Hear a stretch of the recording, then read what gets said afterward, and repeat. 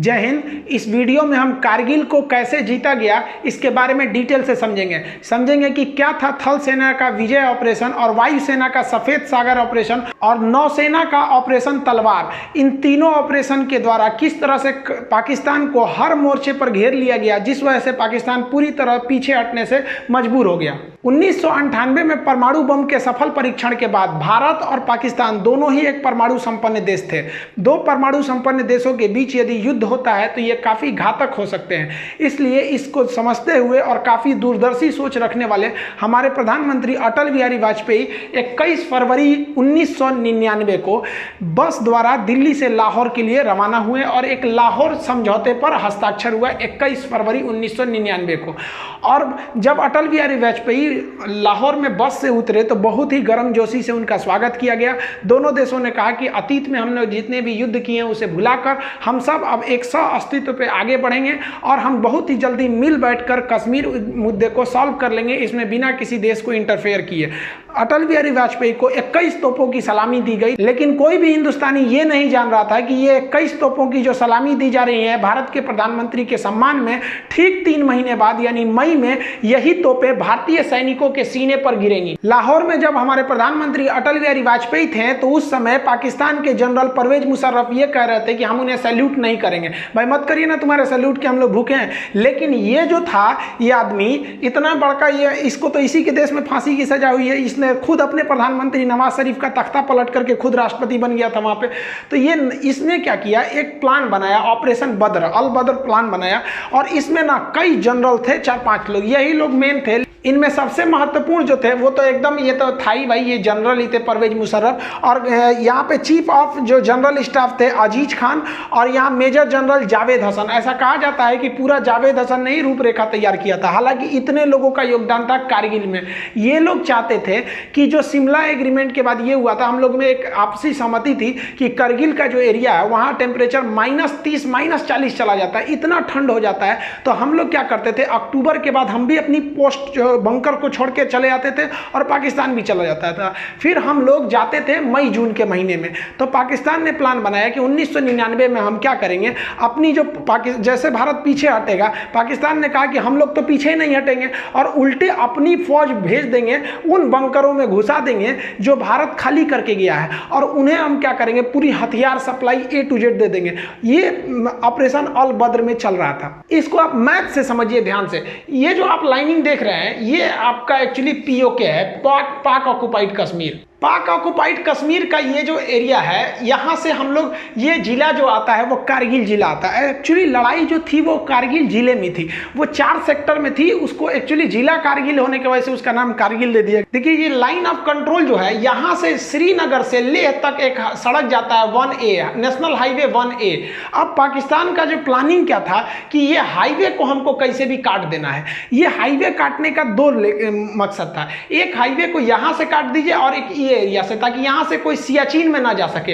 अगर सियाचिन का highway cut जाएगा तो सियाचिन भारत के हाथ से निकल जाएगा, क्योंकि वहां डायरेक्ट पहुंच नहीं है। अब बीच में इतने पहाड़ हैं कि नॉर्मल सड़क बना ही ना जा सकती है। तो इसलिए ऑपरेशन अल बद्र के द्वारा मुशर्रफ ये सोचे कि हम ये हाईवे को काट देंगे तो पाकिस्तान, भारत बैकफुट पे आ जाएगा। और रियली भी थी। जैसे आप यहां देखेंगे ये डॉटेड लाइन हमारी LAC है, ये लाइन ऑफ कंट्रोल है। अब ये जो सड़क जा रही है ये सड़क है हमारी श्रीनगर से लेह तक। अब यहां कारगिल देखिए ये लाइन ऑफ कंट्रोल के बहुत ही करीब है। इनकी प्लानिंग क्या थी, ये लोग 4 जगह से भारत में घुस गए। देखिए करगिल जो बोलते हैं, करगिल की लड़ाई, करगिल जिला था, उसमें 4 जगह थे। जैसे आपके जिला में कैसे ब्लॉक या तहसील होते हैं, कई सारे होते हैं, तालुका टाइप का, उसे ही था करगिल जिला। इसमें 4 महत्वपूर्ण सब डिवीजन में लड़ाई चल रही थी। ये क्या किया, ये 4 जगह से घुसपैठ कर दिया, यहाँ पर 4 एरिया से घुसपैठ किया। सबसे पहला जो एरिया था मस्कोक एरिया था, ये मस्कोक एरिया में घुसपैठ कर दिया। उसके बाद जो एरिया था वो द्रास का एरिया था। सबसे भीषण जो लड़ाई हुई थी वो द्रास में हुई थी। इसी में तोलोलिंग, टाइगर हिल और 0.5140 इसमें सब आते थे सब ये। तो ये वाला एरिया हो गया द्रास और इसके बाद ये वाला एरिया हो गया काक्सर। काक्सर का एरिया जो था वो एक्चुअली बैकअप के लिए इन लोगों ने यूज किया था। और काक्सर के बाद ये बटालिक एरिया, बटालिक सबसे लास्ट में था। अब आप बताइए बटालिक क्यों किया गया था? क्योंकि बटालिक पे अगर कब्जा हो जाएगा तो हम सियाचिन नहीं जा पाएंगे। तो आप देख रहे हैं ना, ये चारों पॉइंट एक्चुअली कारगिल में आ रहे थे, इसलिए इसको नाम दे दिया गया कारगिल का युद्ध। लेकिन कारगिल का युद्ध में जो सबसे भीषण एरिया जगह युद्ध हुआ था वो था द्रास में। तो अब हम लोग एक एक करके समझते हैं कि आखिर ये लड़ाइयाँ कैसे कैसे हुई थी। देखिए, ये पहाड़ी एरिया है, यहाँ इंडस्ट्रीज नहीं है, यहाँ पर पशुपालन ज़्यादा होता है। तो एक याक पहाड़ी जीव होते हैं, पहाड़ी पशु है, तो याक चरा रहे थे लोग। तो ये तासी नाम दयाल नाम के एक व्यक्ति का याक खो गया था, वो उसे ढूंढने गया और दूरबीन में देखा तो उसको दिखाई दिया कि कुछ लोग पत्थर को खोद रहे हैं और वहाँ छुपने की जगह बना रहे हैं, बंकर बना रहे हैं। और वो दाढ़ी वगैरह रखे तो समझ गया कि भाई ये पाकिस्तानी है। ये भागा भागा आया, आर्मी को बताया कि भाई वहाँ ऐसी ऐसी घुसपैठ हो रही है। तो आर्मी ने देखा तो भाई आर्मी को भी हलचल दिखाई दी, हेलीकॉप्टर से सर्वे लिखा गया तो भारत को भी पता चला कि भाई यहाँ पे घुसपैठ है। तो इसके लिए पेट्रोलिंग पार्टी, पेट्रोलिंग मतलब होता है जांच के लिए, पेट्रोलिंग पार्टी भेजी गई 5 मई को। 5 मई को भेजा गया पेट्रोलिंग पार्टी में 4 से 5 जवानों को वहां पर घुसपैठी। चारों से एक्चुअली पहाड़ पे आप चढ़ रहे होते हैं, वहां पहले से वो छुप के बैठे होते हैं, तो वो आराम से आपके ऊपर शूट कर सकते हैं। हमारे सैनिकों को उन लोगों ने मार दिया, हमारे सैनिक शहीद हो गए। इसके बाद जो हुआ वो एकदम भयानक हो गया।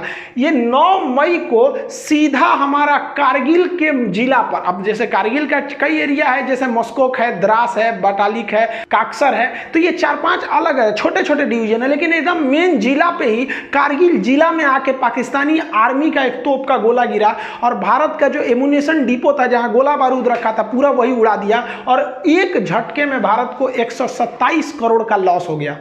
इन सब के होने के बाद भारत को लग रहा था कि ये मामूली घुसपैठी आतंकवादी हैं, लेकिन धीरे धीरे पूरी तरह से साफ होने लगा कि ये आतंकवादी नहीं है। इन आतंकवादियों के पीछे पाकिस्तानी पिल्ले बैठे हुए हैं, उनकी नॉर्दर्न लाइट इन्फेंट्री के जवान बैठे थे। उनके अंदर इतना तो कलेजा नहीं है कि सामने सामने लड़े। अरे साले, मर्द की औलाद हो तो सीधा बोले रहते ना कि मत लौटो। हम लोग जब लौट गए थे ठंड में तो तुम आके वहां बैठ गए थे, उसके बाद वीर बन रहे हो। देखिए एक्चुअली क्या होता है कि जब आप हमला करने जाते हैं तो माना जाता है कि आपकी फौज 3 गुनी होनी चाहिए क्योंकि दुश्मन पहले से बैठा है। लेकिन पहाड़ी लड़ाई में ऐसा माना जाता है कि नहीं, आपको 9 गुना लॉस होगा। एक तो आप चढ़ेंगे, आपको चढ़ाई में दौड़ नहीं सकते हैं खाली मैदान की तरफ, और वो आराम से बैठा हुआ है पहाड़ में, हल्का सा एक मौका कर लेगा, बंदूक निकाल लेगा, आपको दिखेगा नहीं कहां से गोली आ रही है।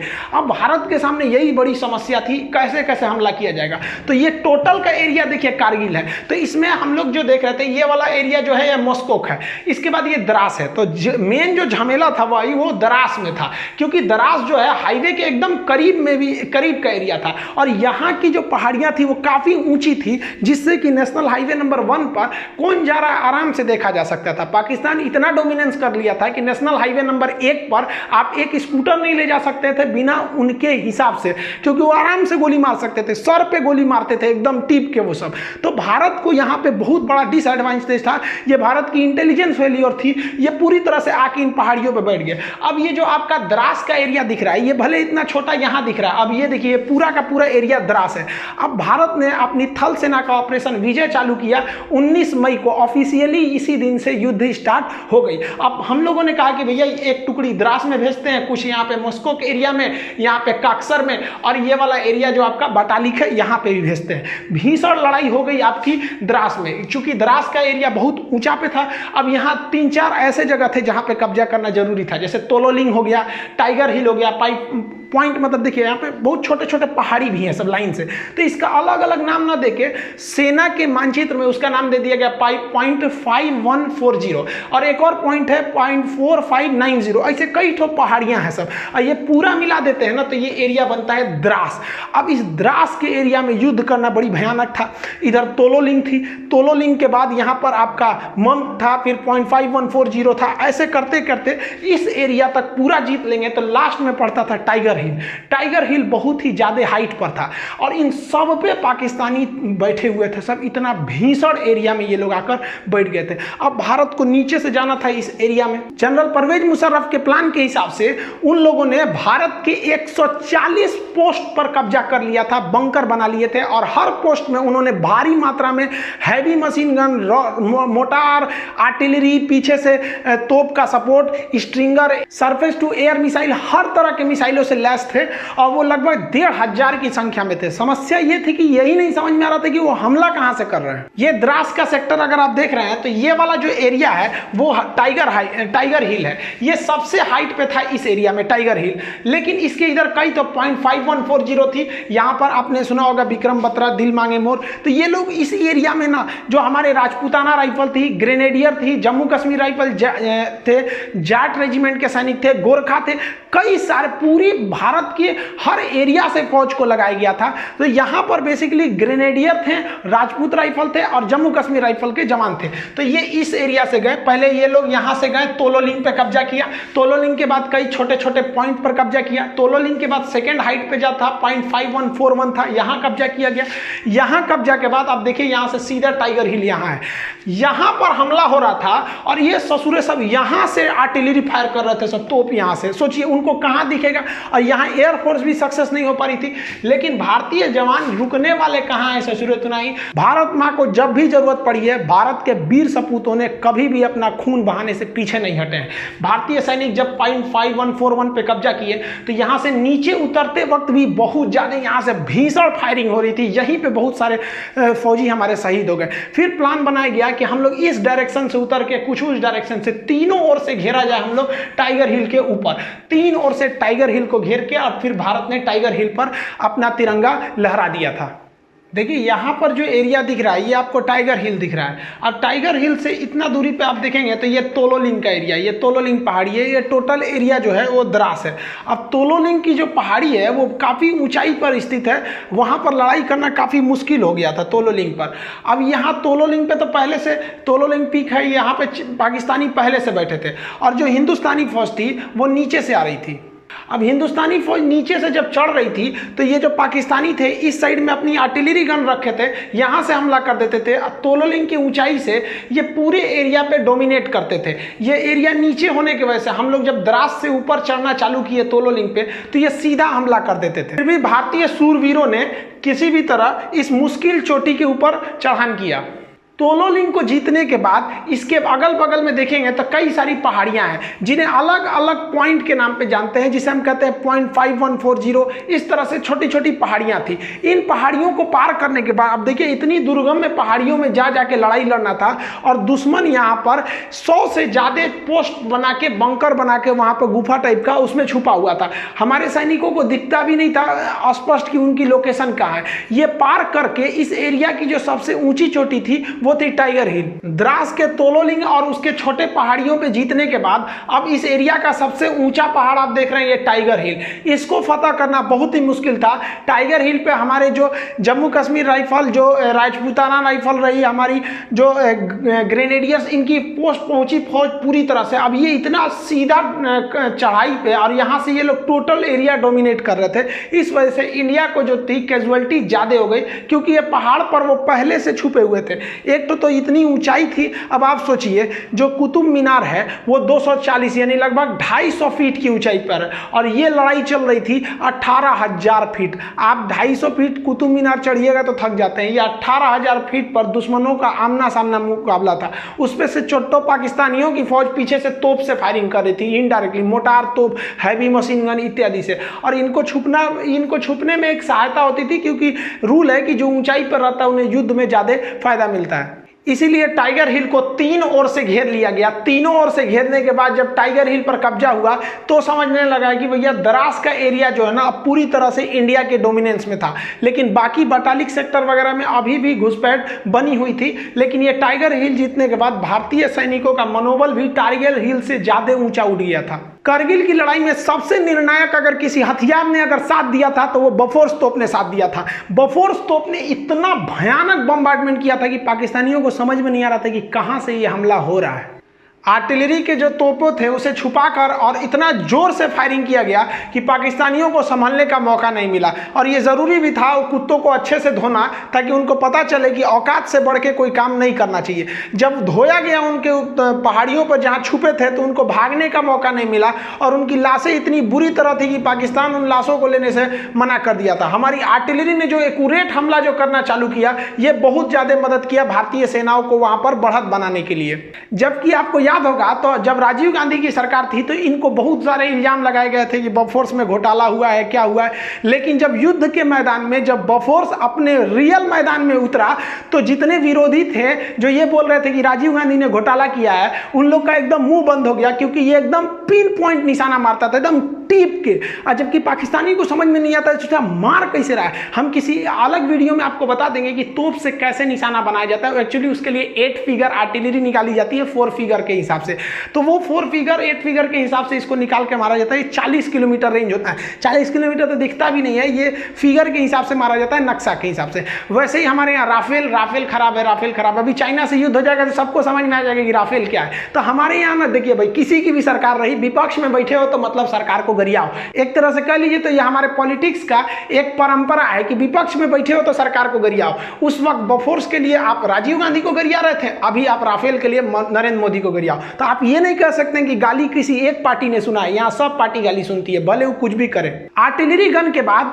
वायुसेना ने भी अपना ऑपरेशन सफेद सागर चालू कर दिया। 26 मई 1999 को ऑपरेशन सफेद सागर को ऑफिशियली लॉन्च कर दिया गया और इसके लिए भारतीय वायुसेना ने अगले ही दिन यानी 27 मई को, ये भारतीय वायुसेना के लिए बहुत खराब दिन एक तरह से कह सकते हैं, तो क्योंकि यह इस वक्त भारतीय वायुसेना को कई सारे झटके लगे। उन्होंने अपना मिग 27 विमान को उड़ाया जो वहां पे पहाड़ी क्षेत्र में गया और इसमें टेक्निकली खराबी आ गई थी। ये हालांकि पाकिस्तानी कहते हैं कि उन्हें मारकर गिरा दिया गया था। टेक्निकली खराबी आने की वजह से इसके जो पायलट थे नचिकेता, वो क्या किए, पैराशूट से ड्रॉप किए और गलती से उनका पैराशूट जो है लाइन ऑफ कंट्रोल के उस साइड गिर गया, पाकिस्तान साइड में। बाद में पाकिस्तान ने भारत के दबाव में लौटा दिया, जैसे अभिनंदन जी के साथ मामला हुआ था। लेकिन तब तक, ये तो बात का मैटर है कि जब लौटाया था, लेकिन उस वक्त तो कुछ ही को पता ही नहीं चल रही थी 27 मई को कि कहाँ गए, इनका कोई रडार से सिग्नल भी गायब हो गया था। तो इनके पीछे निकले थे मिग 21 लेके अजय अहलुवालिया। अजय अहलुवालिया साहब गए थे सर्च करने के लिए, तो ये काफी लो हाइट से उड़ान भर रहे थे क्योंकि इनको खोजना था अपने साथी नचिकेता का विमान। लेकिन इन्हीं पर पाकिस्तानियों ने स्टिंगर मिसाइल से हमला कर दिया। अब सोचिए, किसी आतंकवादी के पास मिसाइल होता है, स्टिंगर मिसाइल। ये चोट्टा पाकिस्तानी था, दुनिया में कह रहा है कि मतलब हमारी फौज नहीं है। अरे हिजड़ो कहीं के, तुम्हारी फौज नहीं है। एक तो लड़का हमारे वीडियो पे कमेंट किया कि दुनिया का सबसे बड़ा आतंकवादी देश भारत है। इस दूसरा पाकिस्तानी ऐसा कमेंट करता, हमको तो हंसी ही नहीं छूट कर, हम रिप्लाई कौन जी करे, चोट्टा कहीं का, तू सबसे बड़का है, हम लोग को बोल रहा है। तो आतंकवादियों ने अजय अहलुवालिया के विमान पर स्टिंगर मिसाइल से हमला कर दिया।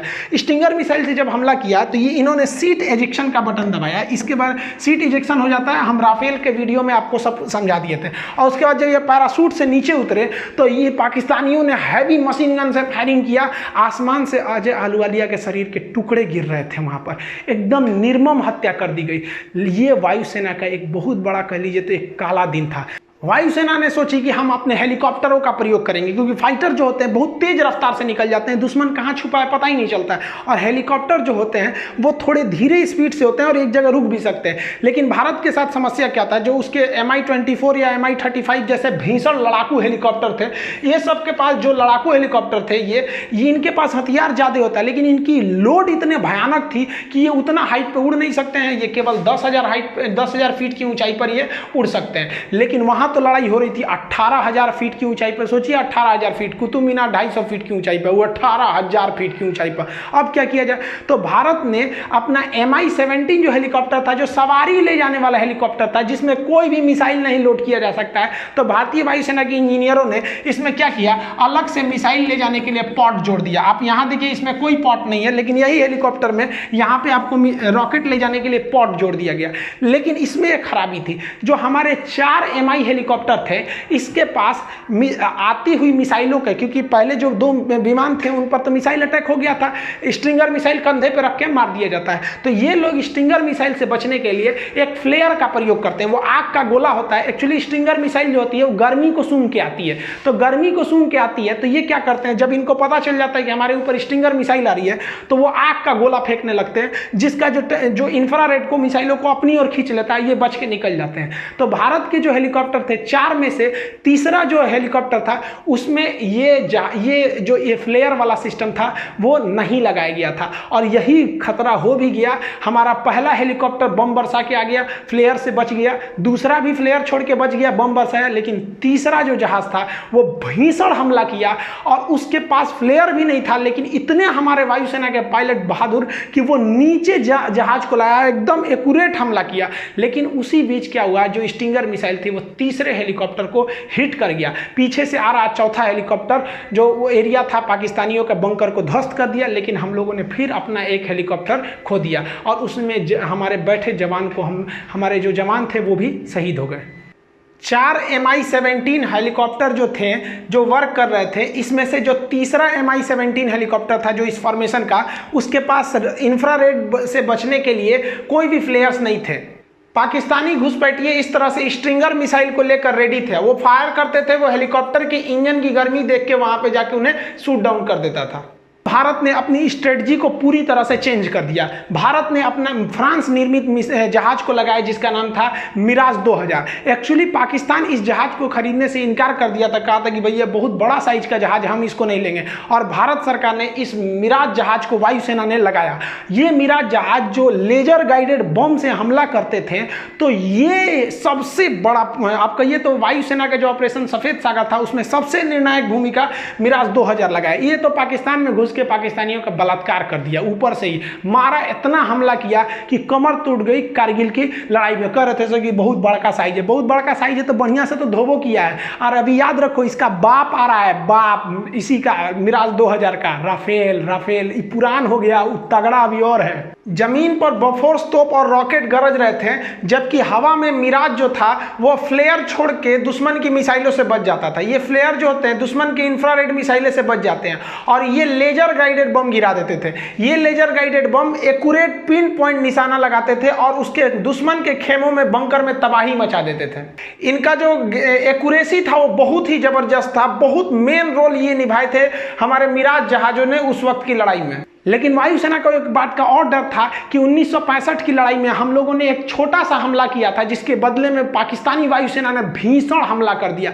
इस बार उनके हमले से डर नहीं था। एक्चुअली दिक्कत क्या था कि पाकिस्तानी घुसपैठिए जो थे उनकी नॉर्मल लाइट इन्फेंट्री के जो जवान थे वो घुस चुके थे पूरी हथियार को लेकर, और हम लोग को दिख भी नहीं रहा था। और अगर वायुसेना भारत की या पाकिस्तान की दोनों घुस जाएगी तो इसमें सबसे बड़ा फायदा क्या होगा, नीचे के घुसपैठियों को, क्योंकि हमारे जो जवान चढ़ रहे थे उनको तो ये पाकिस्तानी घुसपैठी मारिए रहे थे आराम से, ऊपर से उनकी वायुसेना भी मारने लगती थी। लेकिन इसीलिए भारतीय वायुसेना ने श्रीनगर एयरबेस, पठानकोट एयरबेस से अपने जो जितने भी घातक जो इंटरसेप्टर जहाज थे MiG-29 इसको तैनात रखा था कि अगर पाकिस्तानी वायुसेना आएगी तो तुम उससे जाके लड़ जाना, कारगिल के एरिया में घुसने ही मत देना।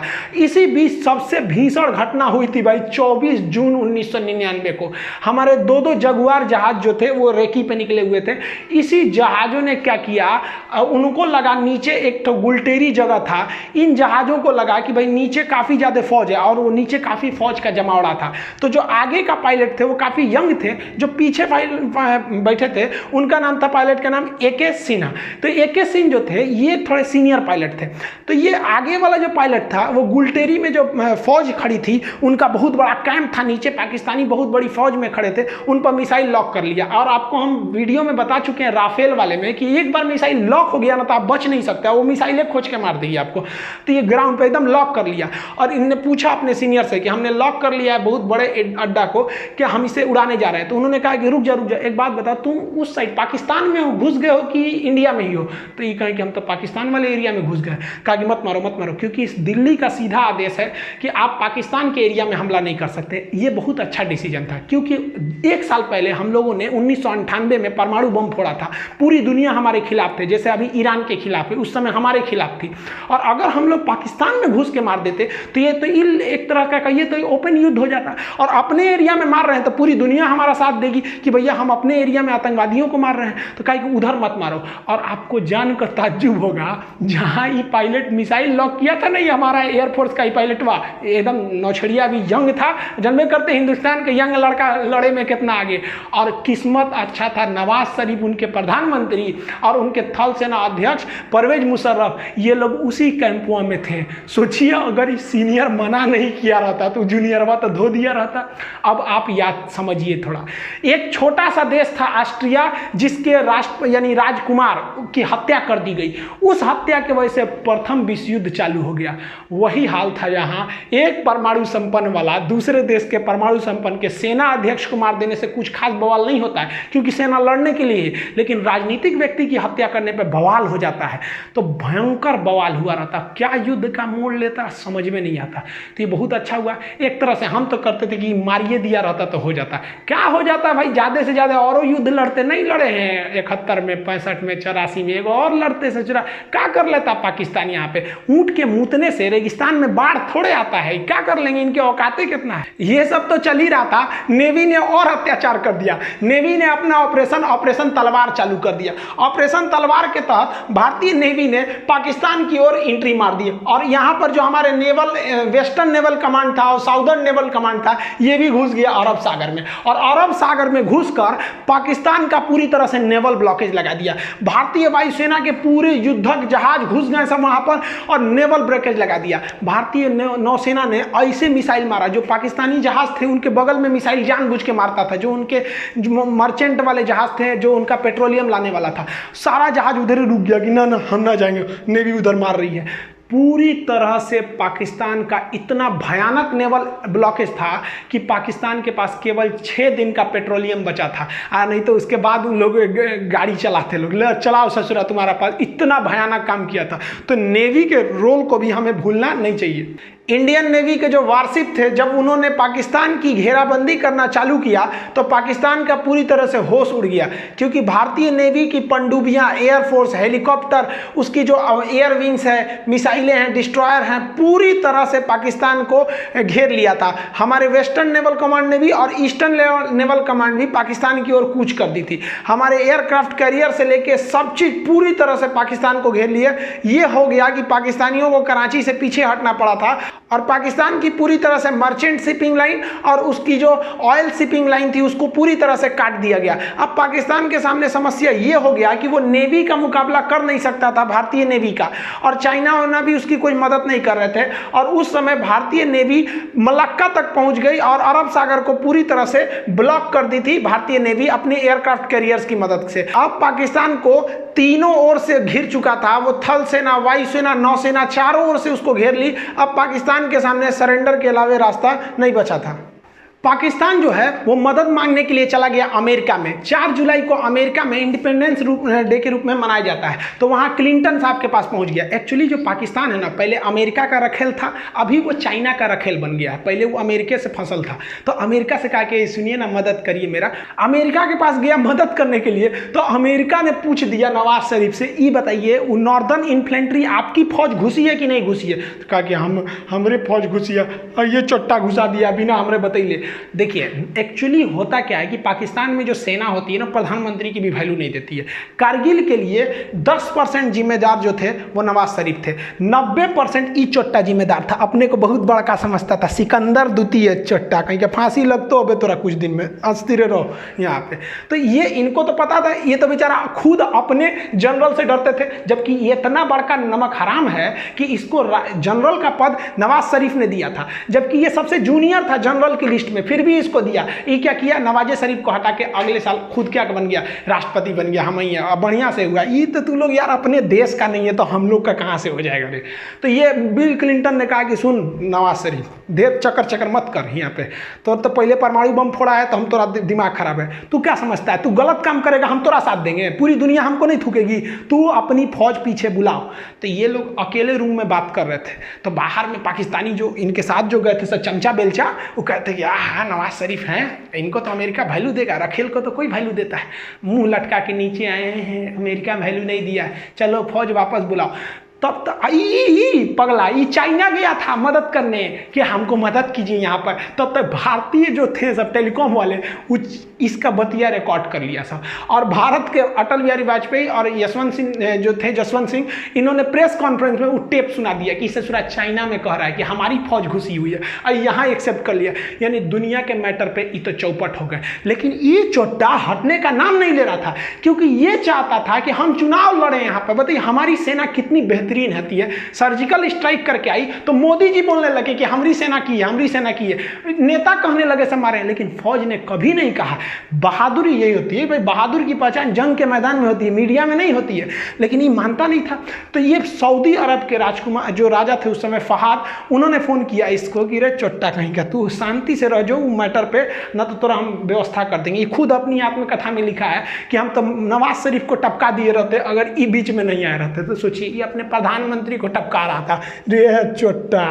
सारा घमासान, ये तो वर्ल्ड लेवल पे डेमोक्रेसी चल रही थी, और उधर भारत की जो फौज ना कह के लेंगे मार रही थी एकदम बढ़िया से, और धो रही थी जब पाकिस्तानियों को ना, तब उन लोग को समझ में आया कि भाई साहब बहुत बुरी फंस गए पाकिस्तान। इनको लग रहा था, ये क्या कह रहे थे कि हमने पाकिस्तान की गर्दन पकड़ ली है। अरे ससुरे तू नहीं, तू का हम लोग का गर्दन पकड़ेगा।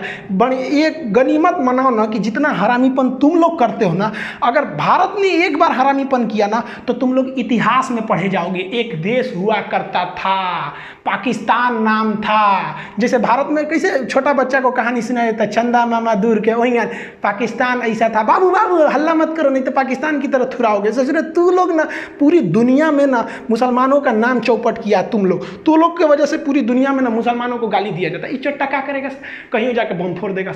अरे यार तुमको इतने माँ के दूध में तो इतना गर्मी है ना, तो आओ ना हमारी फौज खड़ी है, काय लिए पीछे से हमला करता है चट्टा कहीं का। तो देखिए इन लोग पे भरोसा करना नहीं चाहिए। 14 जुलाई तक पाकिस्तान के जितने हिजड़े घुसे थे उन सारे हरामियों को भारतीय सेना ने मार दिया, और राजनीतिक रूप से अटल बिहारी वाजपेयी ने घोषणा कर दिया कि पाकिस्तान ने हमारे पीठ पर खंजर मारा था, हम उसके सीने पे गोली मारे हैं। ये देखने में व्यक्ति बूढ़ा था, इनको कम मत समझिएगा, बुढ़ापा में परमाणु परीक्षण करने वाला प्रधानमंत्री हमारे अटल बिहारी वाजपेयी। हम उन खुश नसीबों में से हैं जिन्होंने प्रधानमंत्री के रूप में अटल बिहारी वाजपेयी और उसी समय राष्ट्रपति के रूप में एपीजे अब्दुल कलाम को देखा है। ये नसीब अब किसी को नहीं होगा जो एक साथ इतना योग्य राष्ट्रपति और इतना योग्य प्रधानमंत्री देखने को मिले। अब ये नसीब किसी को नहीं होने वाला है जो दो बड़े नेता इतने योग्य हो जाए। इन्होंने कह दिया 14 जुलाई को कि भैया ये ऑपरेशन हमारा विजय सक्सेस हो गया, लेकिन आर्मी ने कहा कि ना ना भाई सब पे भरोसा करना, ये पाकिस्तानियन पे नहीं। अब सेना ने एक एक करके घूमना चालू किया, कहाँ कहाँ पाकिस्तानी छुपे हैं सब। तो पूरी तरह से 26 जुलाई को सेना ने कहा कि एक को कुत्ता नहीं बचा है। इस ससुरा सब लाश लेने नहीं आया था अपनी फौज का, कह रहा था कि हमारी फौज नहीं है, जबकि जेब में आई कार्ड था कि पाकिस्तानी आर्मी नॉर्दर्न इन्फेंट्री। ससुरा कहीं अरे लाश तो ले जाते यार, हम लोग लाश दे सकते थे।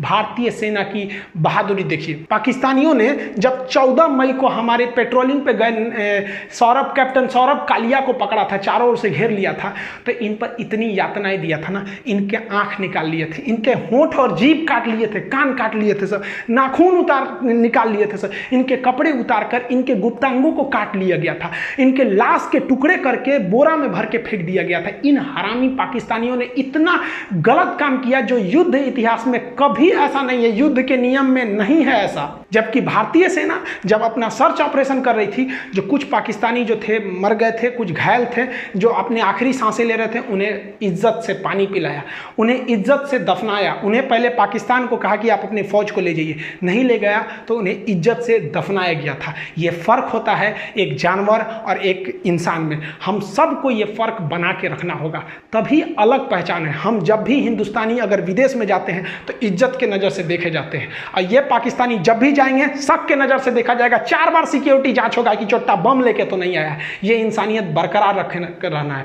दुश्मनी की आड़ में हमें पाकिस्तान से बेहतर बनना है, न कि पाकिस्तान से खराब बनना है। ये इंसानियत हमारी सेना की बरकरार रहनी चाहिए, जो उनके अंदर कूट कूट के भरा है। इस लड़ाई में घाटा क्या हुआ? पाकिस्तान के कई सैनिक मारे गए, अमेरिका से उनका रिश्ता खराब हुआ, पूरी दुनिया का पाकिस्तान के ऊपर से फेथ खत्म हुआ, पूरी दुनिया को लग गया कि ये जम्मू कश्मीर और सियाचिन पर रास्ता रोकना चाहते थे, तो क्या रोकेगा हम लोग का? इन लोग की डिप्लोमेसी फेलियर हो गई, और सबसे बड़ा जो घाटा लगा इन लोग को, वो इनके आर्मी में कोऑर्डिनेशन ही नहीं था। इनके वायुसेना को पता ही नहीं था, नौसेना को पता नहीं था कि कारगिल में युद्ध होने वाला है। ये तो ससुरा है बस इसका मन बढ़ ही था, ये कर दिया। लेकिन भारत की अगर बात करेंगे तो भारत के साथ भी कई समस्याएं थी। पहला कि भारत के लिए वेदर एकदम खराब था, मौसम पूरी तरह खराब था, हाइट इतनी ज़्यादा थी कि हम लोग हाइट पे चढ़ रहे थे, तो हाइट की वजह से प्रॉब्लम हम लोग को फेस हो रहा था युद्ध के वक्त में, और ऑक्सीजन वहाँ कम हो जा रहा था, और हम लोग तो रेडी ही नहीं थे लड़ाई के लिए। और अचानक हो गया, कौन रेडी रहेगा भैया? फरवरी में हम लोग मिलने गए, हमारे राष्ट्रपति, हमारे अटल बिहारी वाजपेयी वहाँ वहाँ जाके प्रधानमंत्री से गले मिल लें, हमको क्या पता तुम खंजर घोंप देगा यहाँ पे। और जो हमारे लिए सबसे बड़ा फेलियर है, हम तो कहते हैं कि पाकिस्तानी की आर्मी जिम्मेदार है, लेकिन हमारे देश के इंटेलिजेंस भी जिम्मेदार है। तुम जासूस किस काम का रहे कि तुमको ये पता नहीं चल रहा है कि पाकिस्तान की हजारों फौज घुस गई, वो आर्टिलरी लेके चले आए, एमुनेशन लेके चले आए, मिसाइल लेके घुस गए, हमारी फौज चुपचाप मुंह देख रही है। हमारी फौज तो बहादुरी से लड़ी, जो जासूस थे सब इंटेलिजेंस वो चोट्टे कहां मर गए थे सब। और ये हमेशा से यही होता है, 1962 की लड़ाई हम लोग को मुंह की खानी पड़ी यही जासूसों की वजह से। 1984 में ये ससुरे सियाचिन में घुस गए थे, फिर भी कुछ नहीं हुआ। अरे सब छोड़िए, 2008 में देखिए ना, मुंबई में जब हमला हुआ था, हमारे जासूसों को पता ही नहीं था कि अजमल के साथ घुस गया, हमला कर दिया, चोट्टा सरकारी नौकरी लेना है, कोनो काम का नहीं है सब अधिकारी, इनको ले आके हम तो रहते ना वहां पे, हमारे पास पावर रहता ना, हम तो ससुरा जितने अधिकारी है ना ससुर इनको जिस तरह से पाकिस्तानियों को भूने थे ना उस तरह भून देते ससुरा। तुम क्या कर रहा है, क्योंकि हम युद्ध जीत सकते हैं। हमारे इतिहास में एक और शौर्य गाथा लिखी जा सकती है, लेकिन उन माओ की गोद जो सुनी हो गई करगिल की लड़ाई में, उन्हें हम कभी नहीं लौटा सकते उन चोट्टे जासूस इंटेलिजेंस वालों की वजह से।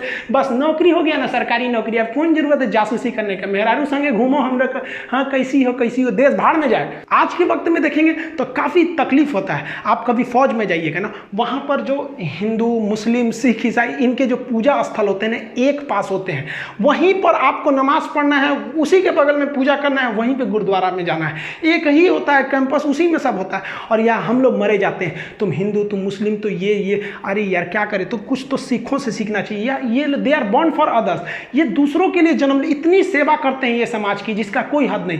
काफ़ी तकलीफ होता है जब इतनी बहादुरी से हमारे जो फौजी जो देश पे लड़ते हैं, हमारे देश के अंदर कुछ मामूली नेता के चक्कर में हम लोग आपस में लड़ लेते हैं।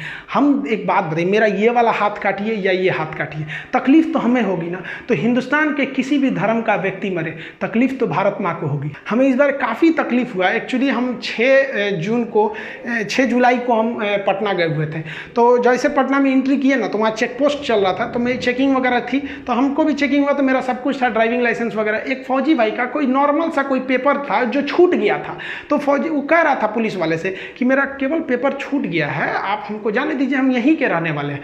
तो कह रहा कि नहीं जाने देंगे, फाइन भरो, ये करो। अब वो बहस थोड़ी करेगा वो लोग यार, न तो एक झापड़ देगा तो सूझ जाएंगे ये लोग, लेकिन बेचा उससे लिए हम कहेंगे सर हम आपको दे देते हैं। तो कहा कि देखो पैसे का प्रॉब्लम नहीं, तकलीफ इस बात की है कि हम अगर देश के लिए हम लोग लड़ लेते हैं और हमारा एक पेपर छूट गया है तो ये आपको नियम कानून सिखा रहा है।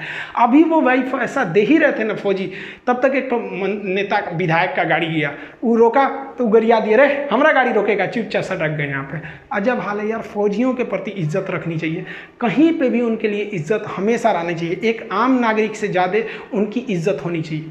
जिस वक्त करगिल की लड़ाई हो रही थी, वो पहली लड़ाई थी जो हम लोग टीवी पे देखे थे। अटल बिहारी वाजपेयी ने बहुत अच्छा काम किया कि हमारे पूरे देश की जनसंख्या को युद्ध के माहौल को दिखा दिया, जिससे कि हम सब एक हो गए। उस वक्त से बरखा दत्त एक पत्रकार होती थी, अभी भी हैं वो काफ़ी रिपोर्टिंग करती थी। हम लोग छोटे छोटे थे तो हम लोग 15 अगस्त के दिन प्रोग्राम लिए थे, तो छोटे छोटे थे, तिरंगा लेके भाषण देने गए थे। हम अभी बच्चे हैं, दांत हमारे कच्चे हैं, हम भी लड़ने जाएंगे, सीने पे गोली खाएंगे, मर जाएंगे, मिट जाएंगे, भारत देश बचाएंगे। करगिल की लड़ाई को देख के हम लोग के मन में भी ना एक देशभक्ति का जुनून आ गया। ये सोच लिए कि हम भी जाएंगे तो फौज में ही जाएंगे।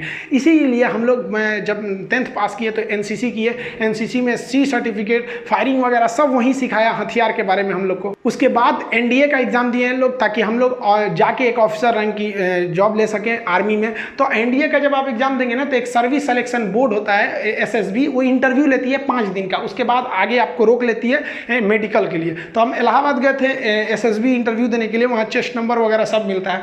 तो वहाँ पे जब गए थे तो इंटरव्यू वगैरह में, लेकिन बाद में काफ़ी खुशी हुआ वहाँ पे कि हम यहाँ आ गए, कुछ ही दिन बाद हम फौज में अफसर हो जाएंगे। लेकिन क्या हुआ कि जब मेडिकल में गए ना तो मेरा हाथ टेढ़ा है। अगर आप देखेंगे ना मेरा हाथ काफ़ी टेढ़ा है, यहाँ पे 21 डिग्री का एंगल है। मेडिकल अनफिट के वजह होने की वजह से हमको छाट दिया गया। मेरी ज़िंदगी का ना एक सपना ही टूट गया, भाई फौज में जाना चाहते। हम काफ़ी फ्रस्ट्रेट हो गए थे। तो हमारे जो एनसीसी के सर थे सूबेदार सुनील सिंह राजपूत, वो राजपूत रेजिमेंट के थे, उनको कॉल किए कि सर हम एनडीए में, अब हमारा हाथ तो टेढ़ा है, अब तो हम कभी नहीं जा सकते, ना एनडीए से जा सकते ना सीडीएस से। कहे कोई बात नहीं, तुम आगे अब फर्दर कुछ और देखो, क्योंकि एपीजे अब्दुल कलाम भी गए थे तो उनका भी सिलेक्शन नहीं हुआ था। तो जब इतने महान लोग का नहीं हुआ तो थोड़ा सा अपने आप को समझाने का एक हिम्मत आया कि नहीं अब हम भी कुछ कर सकते हैं देश के लिए। इन्होंने बहुत कुछ किया, हम लोग तो इनके पैर के धूल धूल के बराबर भी नहीं है। हम आप सबसे कहना चाहेंगे कि जहाँ भी रहें आप फौजियों के लिए एक रिस्पेक्ट बनाए रहें। हम लोग के घर के आगे से जब कारगिल के वक्त में गाड़ियाँ भर भर के जाती थी ट्रेन ना, हम लोग ट्रेन के ट्रैक के किनारे खड़ा होकर सब लोग सैल्यूट करते थे, जय हिंद सर। छोटे छोटे हम लोग थे। तो अभी भी आप भी जहाँ रहिए उनके रिस्पेक्ट करिए, क्योंकि वो वहाँ खड़े हैं, हमारी बदले की तकलीफ वो अपने सर झेल रहे हैं, इसलिए हम आज यहाँ मुस्कुरा रहे हैं। मिलेंगे नेक्स्ट वीडियो में आपसे, तब तक के लिए जय हिंद।